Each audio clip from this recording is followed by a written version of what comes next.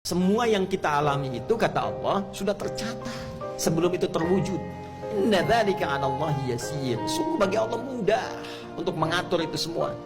Kenapa harus Anda yang mengalami? Kenapa bukan orang lain? Ya. Kadang-kadang ada juga yang berkata begini, ya Allah, kenapa harus saya? Ya, kenapa bukan yang lain? Kenapa harus memalingkan ujian Anda pada orang? Justru kita yang terpilih. Alhamdulillah, Allah percaya dengan kita, diberikan ujian kepada kita. Maka jika yang dialami pertama adalah apa yang disebut orang dengan kegagalan.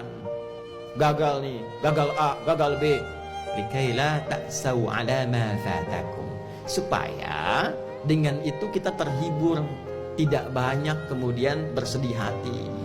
Tidak banyak kemudian merasa gelisah, sedih dengan apa yang gak bisa kita raih.